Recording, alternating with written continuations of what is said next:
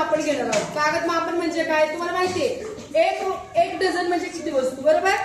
एक डझन बरोबर किती वस्तू म्हणजे 12 वस्तू म्हणजे 12 कागद आणि 12 नग वस्तू म्हणजे कोणत्याही वस्तू असू द्या तर किती असलं पाहिजे 12. त्याला म्हणतात एक डझन बरोबर. आता पुढं आता डझन नंतर एक दस्ता. एक दस्ता बरोबर 2 डझन. तुम्हाला माहिती आहे 1 डझन म्हणजे किती तर 12 वस्तू. पण इथं एक दस्ता बरोबर किती डझन आहे 2 डझन. मग काय करायचं त्याला 2 गुणिले 12 बरोबर किती कागद येणार आहे तिथं 24. म्हणजे एका डझनात फक्त 12 आणि एक दस्तामध्ये त्याचे दुप्पट किती 24 कागद. आता पुढं एक ग्रोस. एक ग्रोस म्हणजे किती. आता एक डझन पाहिला एक दस्ता पाहिला आपण. आता एक ग्रोस. एक ग्रोस म्हणजे 12 डझन. आता एक डझन मध्ये आपल्याला माहिती आहे 12 वस्तू असतात.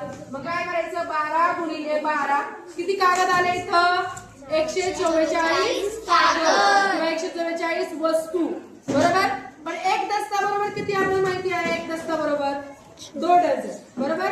मग काय करायचं त्याला 2 डझन मध्ये किती कागद असतात 24. म्हणजे आपण 144 40 ला जर 24 ने भागलं तर किती दस्ता येतं उत्तर 6 दस्ता. किती उत्तर येतं 6 दस्ता. आता पुढे बघा एक रिम. एक रिम म्हणजे किती तर एक रिम बरोबर 40 डझन. म्हणजे काय करायचं तर 40 ला 12 ने गुणायचं. म्हणजे 12 ला 40 ने आपण 12 ने गुणलं तर किती कागद येणार इथं 480 कागद. आणि मग एक दस्ता बरोबर 2 डझन. मग परत आपण काय करायचं 480 भागिले 24 कागद केले आपण तर किती दस्ते होतात इथं 20 दस्ते. मग आता आपण याचं मोजून म्हणजे आपण वाचन करूया बघा. एक डझन बरोबर 12 कागद 12 वस्तू 12 नग. परत एक दस्ता बरोबर 2 डझन 24 कागद.